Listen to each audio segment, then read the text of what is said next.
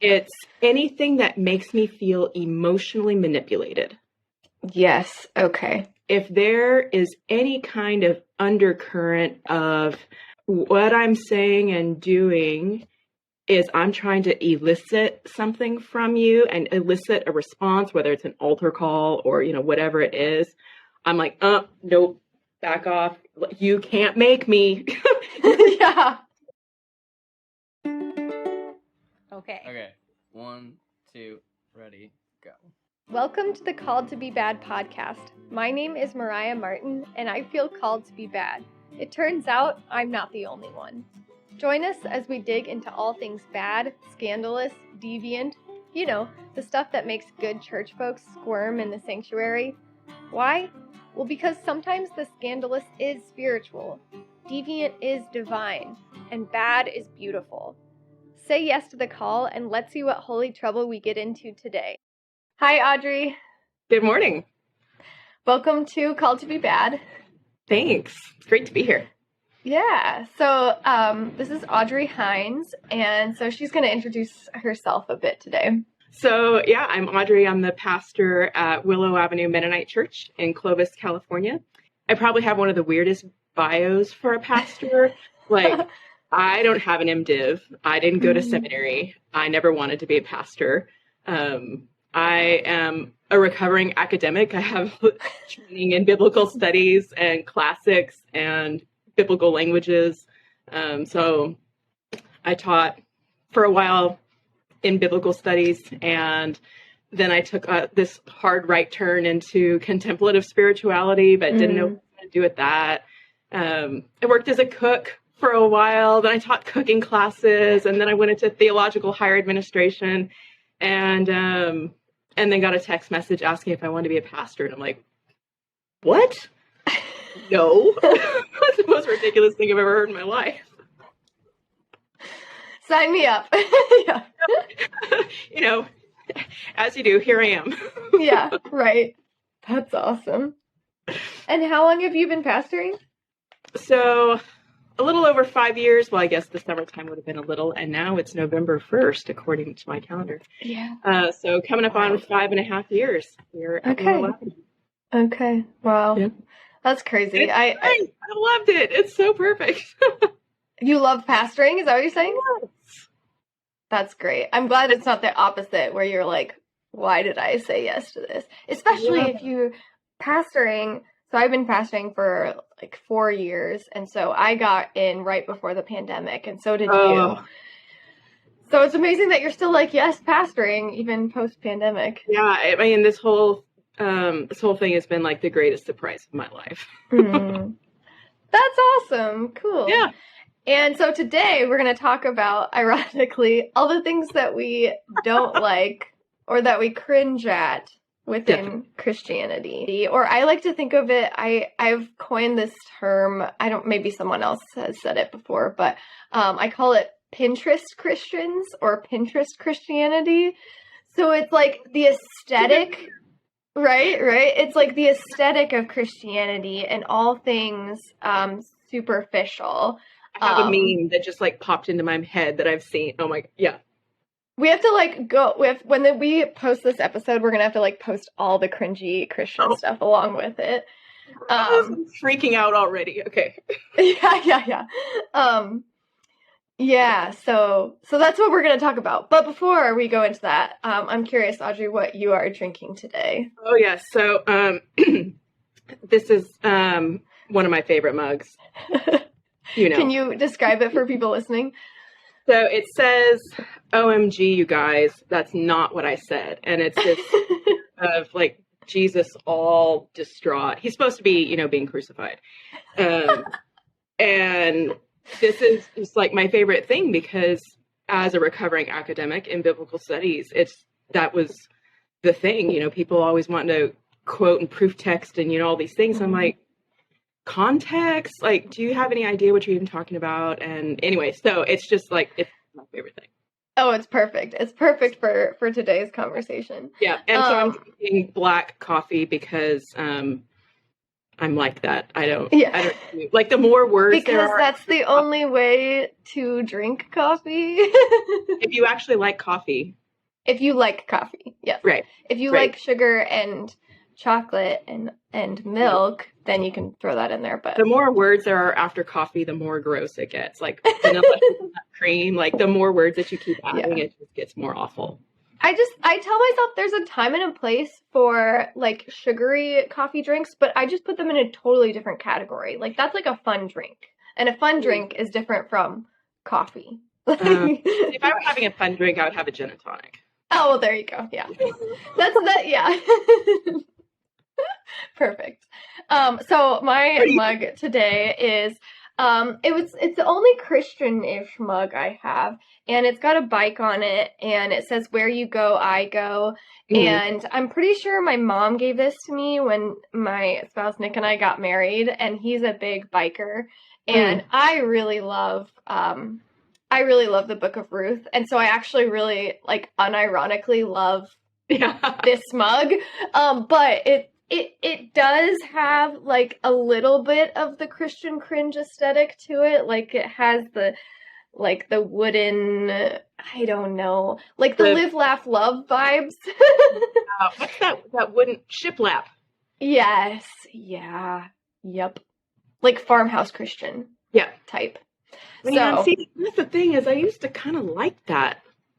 Until everyone started doing it. And then I was like, ew, no, I legit want to live on a farm.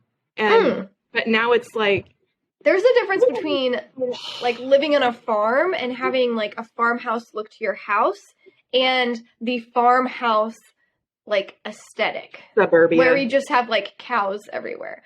But okay, I say that and I do have chickens everywhere. But so like, okay. But they're actual chickens. Well, they are, and they're also not real chickens too.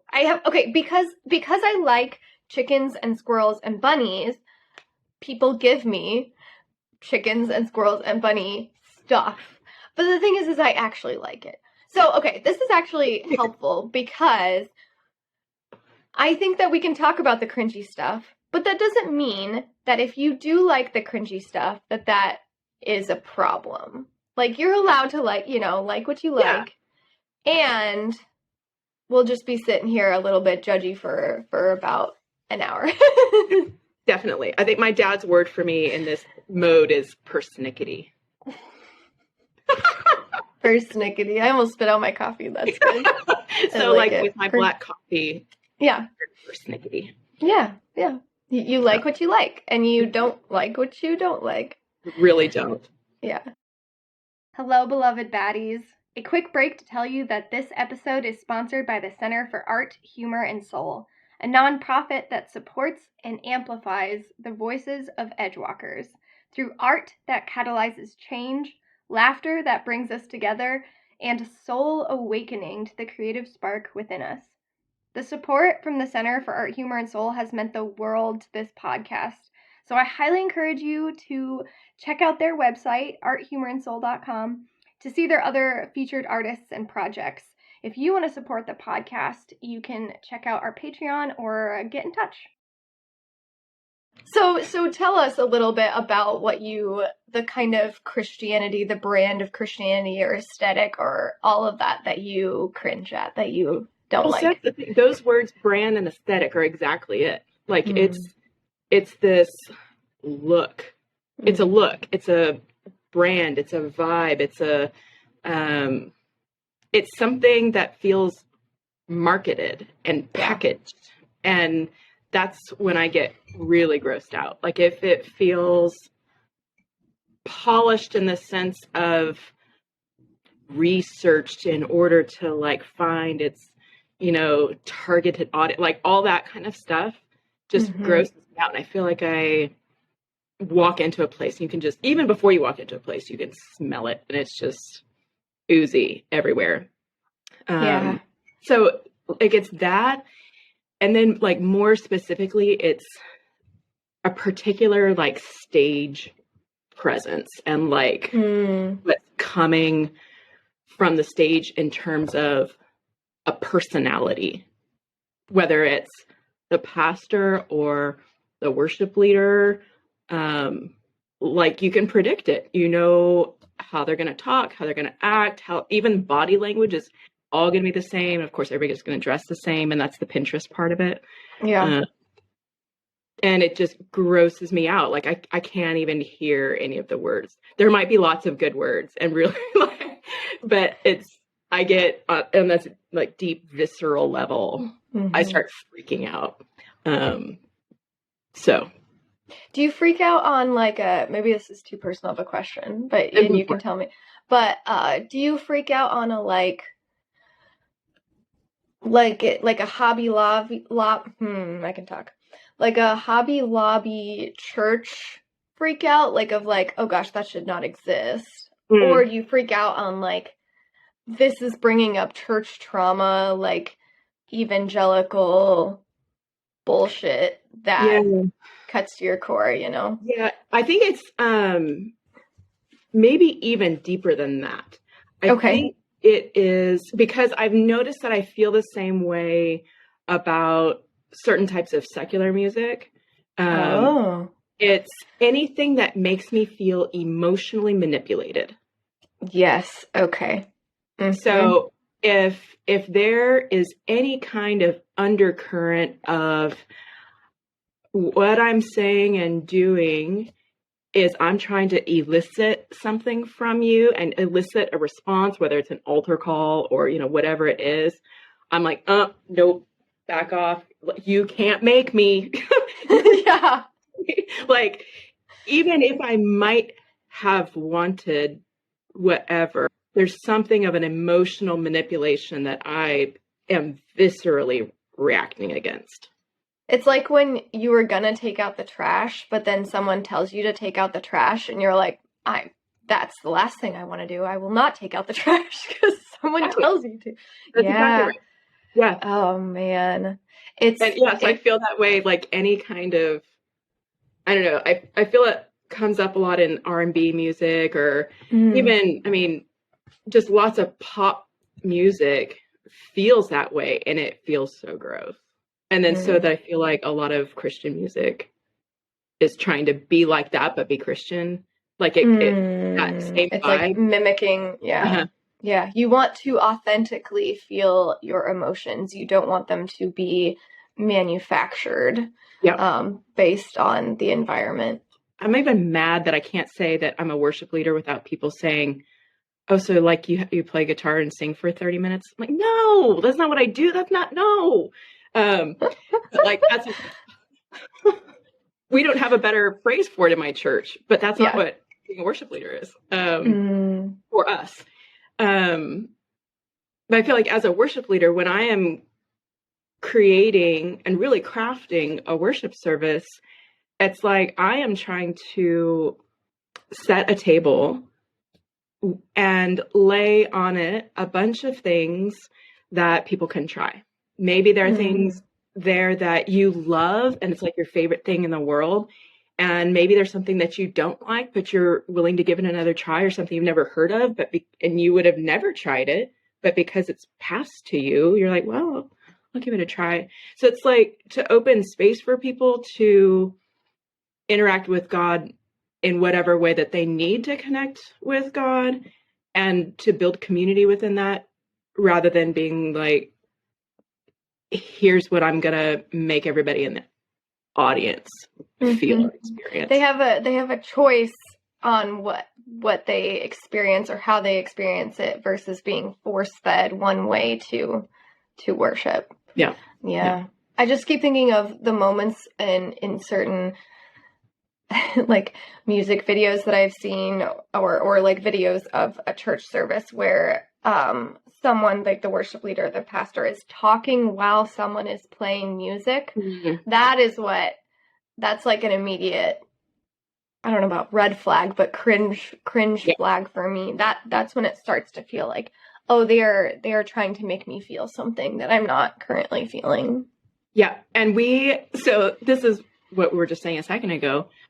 So we've done that maybe once or twice recently, but it's been this like, okay, we gotta be real careful here. Oh, yeah. And it's worked, but it's been with this like that has just been so in the back of my mind. And so like, this is what we can't do. Mm-hmm. And here's where that could work in a really authentic way. But it's made me so nervous.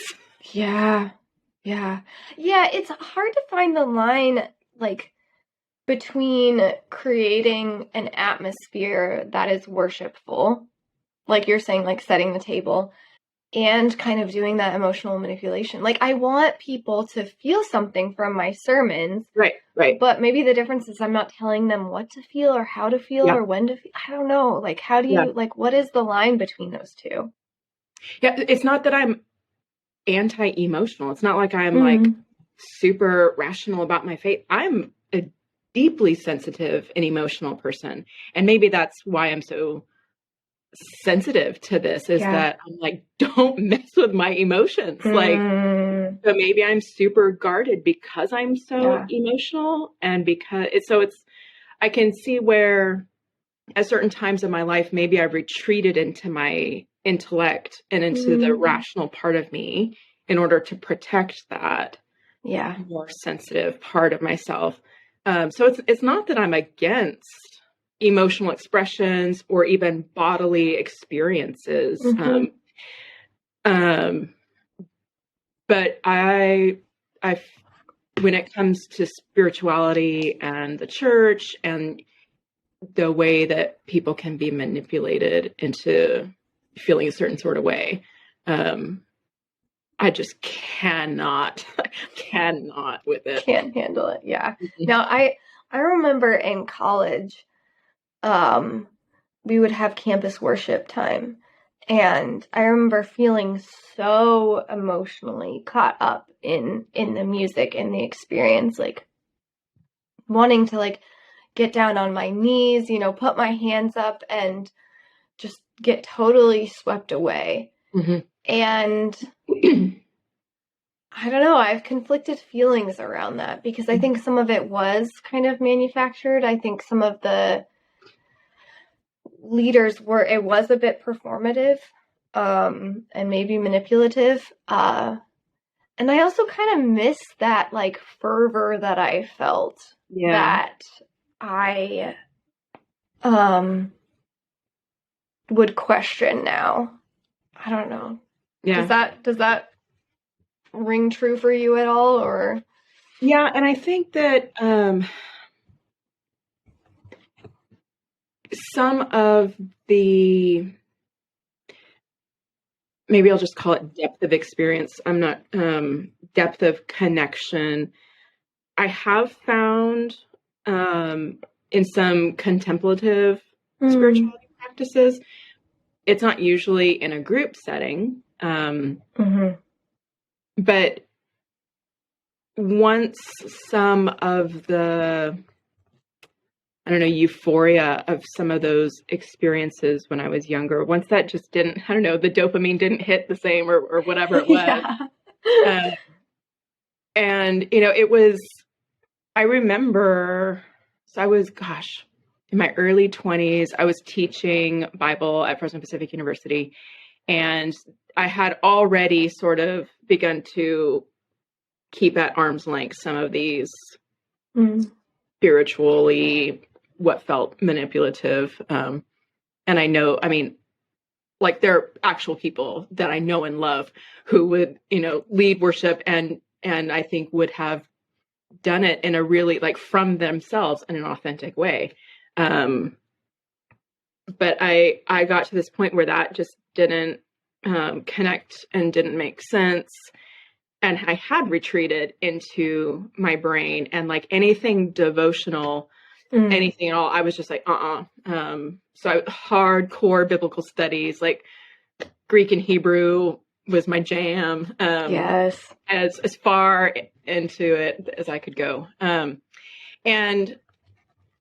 I don't know if I had realized that I had lost any kind of ability to read the Bible devotionally. I don't know if I knew that anymore, or if I was aware of that yet, but I went to, so the seminary next door, which had been the Mennonite Brethren Biblical Seminary.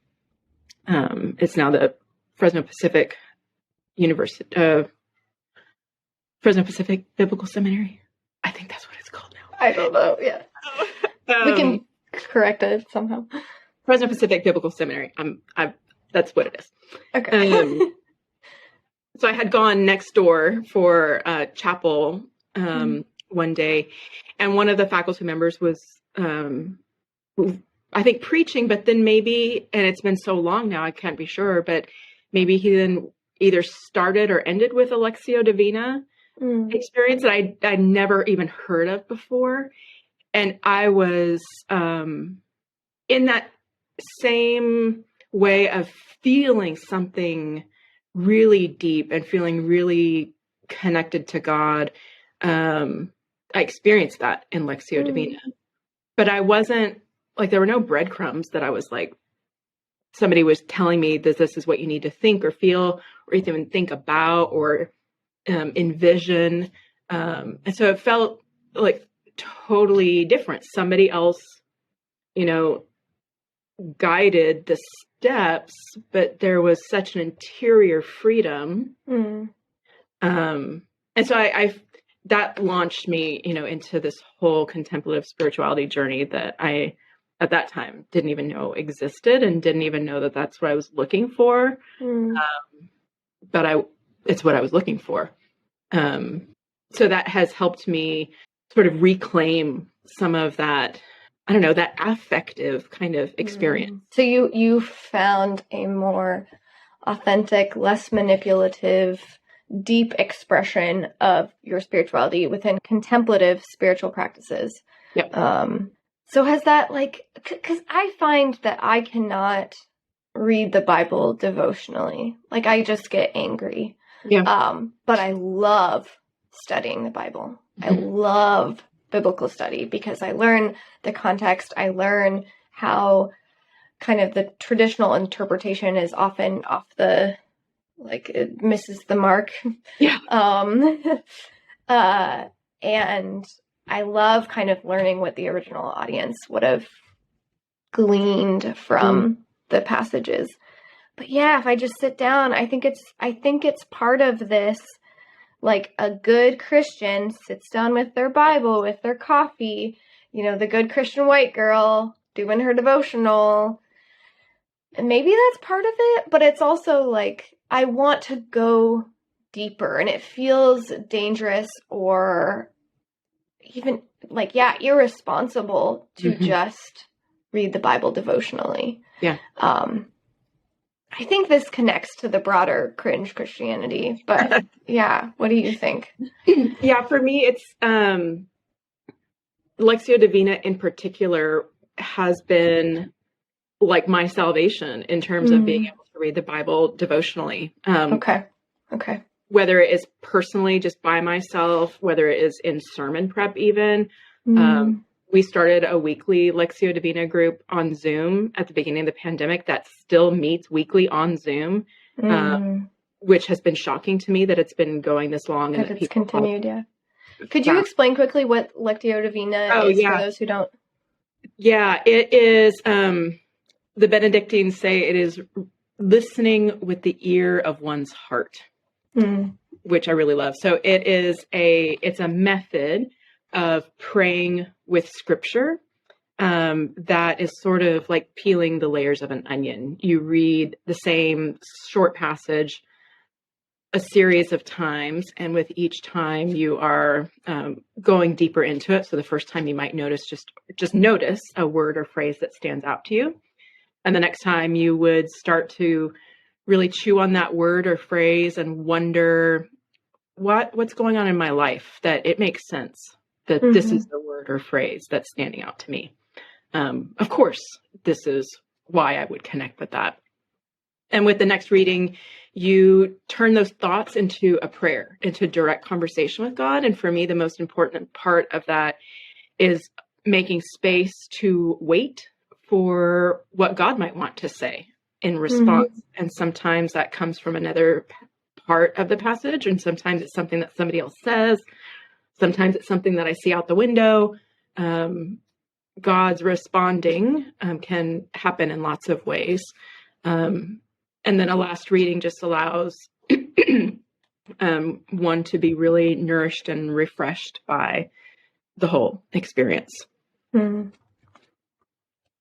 So for me, Lexio Divina is a way of really allowing for the presence of the Holy Spirit to stir within me, to lead and guide me in a reading.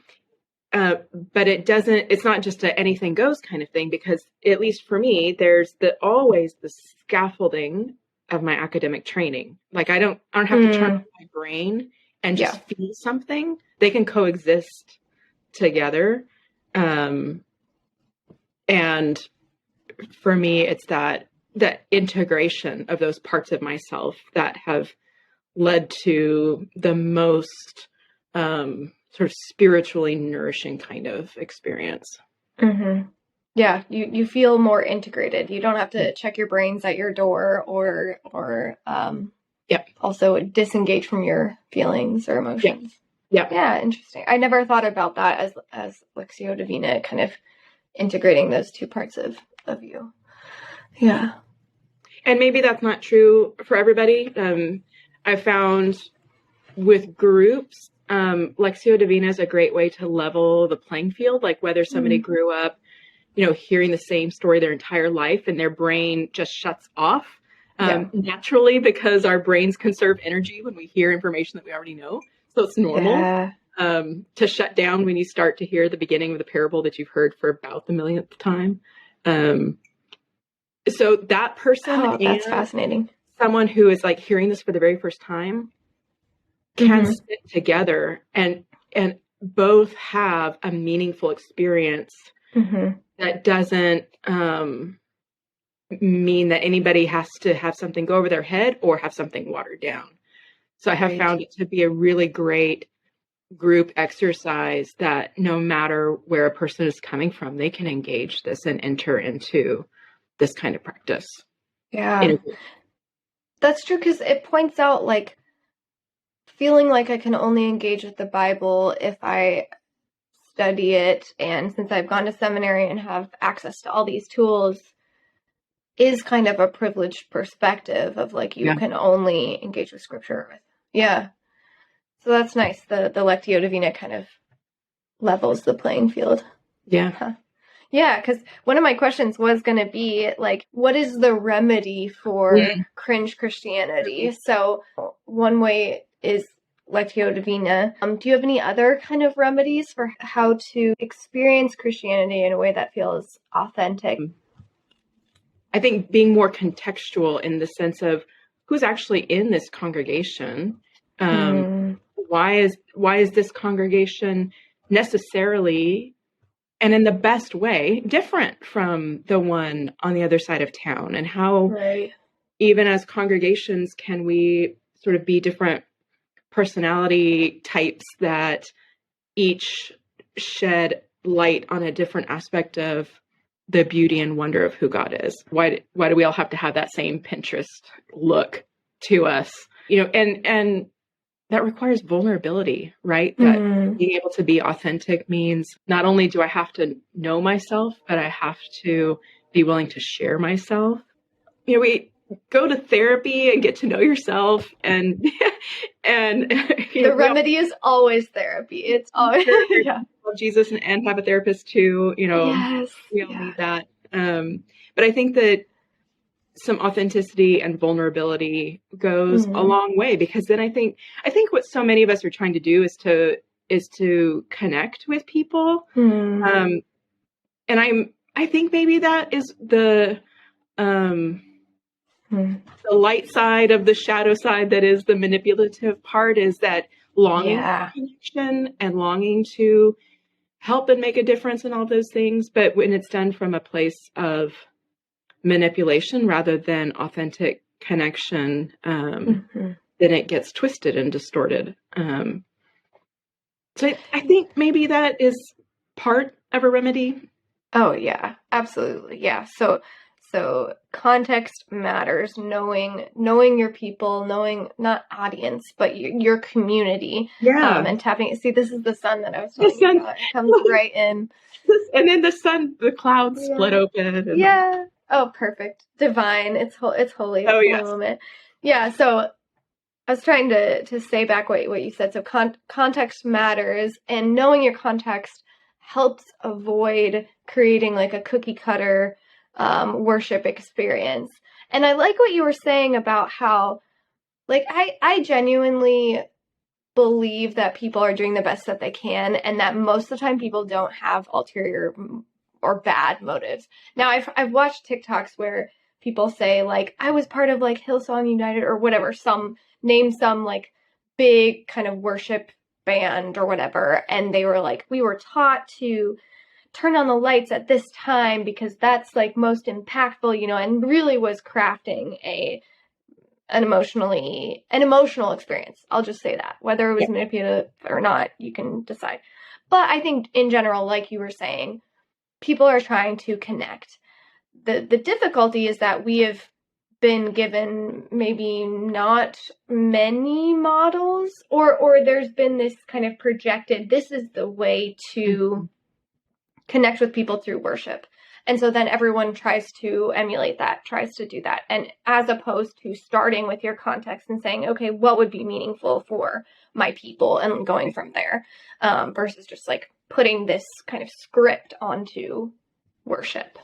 Yeah, that makes a lot of sense. I think that brings some heart to it too, rather than just being like, they're being like, just from like a judgy perspective of, So I'm a 4 on the Enneagram. I don't know if you do much. Do you know Enneagram? I'm an 8, and I used to say I'm really sorry about that, but I don't say that anymore.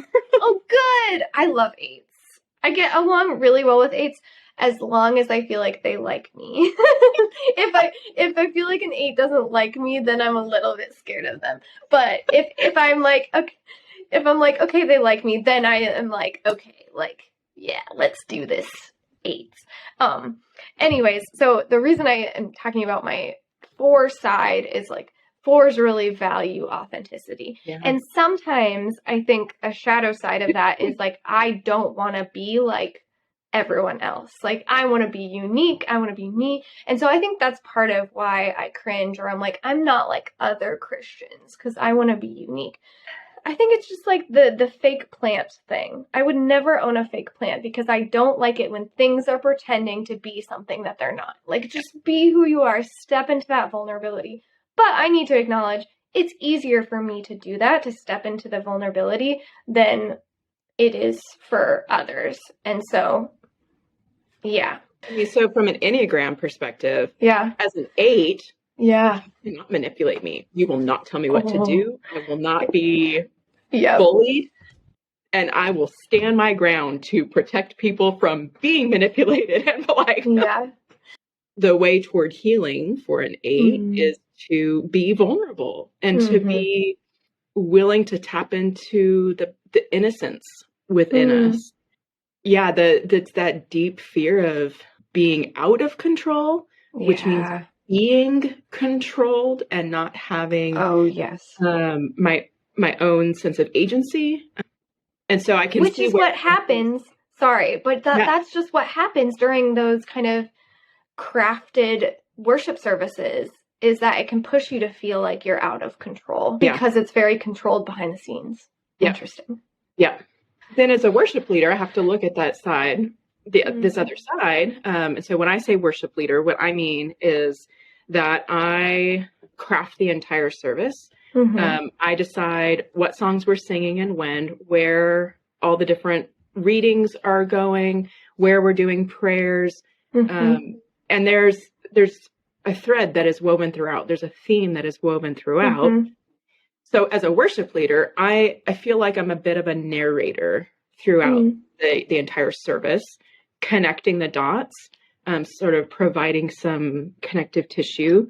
There's a lot of control in that, right? I am controlling that whole experience. So I say that just to acknowledge there's my own brand of what is like good control and bad control by my own standard and by my own definition. Yeah. That is there. So it's okay to have control in a service as long as you're the one doing it. Absolutely. Is that what I'm hearing? Thank you for hearing me. That's amazing. This is the part where we were talking at the beginning where it's like, I want to control this framework. And I want to be able to leave space within that for what I think God might, well, what do I know about what God wants to do? I want to leave space for God to show up and connect with people in whatever way that people for the Spirit to move. Yeah. Right. But I want a strong framework for that to happen within. I've used the metaphor of like a sailboat. And I'm sure I didn't come up with this, but I don't know who did, of like to experience God's presence. It's like the wind. Like the wind is always blowing. If you believe in God, if you believe on God's presence, the wind is always blowing. But in order for us to feel it or be moved by it, there has to be a sail. And we have to set the sails to experience God's presence. And that requires intentionality, kind of the structure that you're talking about. And so like my job as a pastor or worship leader is to set those sails, but then the wind takes the boat where it will, like, I mean, you can have some, I don't, now we're getting too technical in the metaphor. I don't know how sailing works. I don't know. There's jibs and things. And but like you are dependent on the wind, and you can't manipulate the wind. Right. I just love how, and this is part of the podcast, like the more specific, the more like niche the bad thing is that we talk about, that we care about, the more people see themselves in it. And it's like, I don't know how it's possible, but it is. And that's kind of like where I see God or the Holy Spirit working. It's because it's that thing that we don't like that really is supposed to be teaching us about ourselves. Oh, yes. Have you heard the Buddhist saying, it's your gem, the thing that bothers you, or like a person that kind of bugs you, they're their gem, they teach you about yourself. Yes. Yes, it's exactly that. It's all the things that we, don't like about somebody else is really bringing up the thing that we hate or fear within ourselves. And that we look at. I don't want to. So what is Cringe Christianity or Pinterest Christianity teaching us about ourselves? Ew, I don't want to do that. It's gross, right? But that's real. Yeah. And I think for me, it's that manipulative part. I don't want to be controlled or manipulated. I'm afraid of that. I'm afraid of being out of control. And so what does it mean for me to tap into vulnerability? So that, it's sort of a moving past it, where I don't have to be so guarded and so, on high alert, constant vigilance and, Yeah, this is like making me turn inward. Ew. No, I'm just kidding. I love that. I love that work. I'm always like, okay, what does this say about me? So, I ask everyone who comes on the podcast, how would you, Audrey, respond if someone said you were a bad Christian, pastor, Mennonite, whatever you identify, whatever would hurt the most if someone said this to you? Because you have critiques on this kind of cringe Christianity aesthetic, worship style, whatever we're calling it. Let's say you're absolutely right. That you think that you are a bad Christian because you critique it?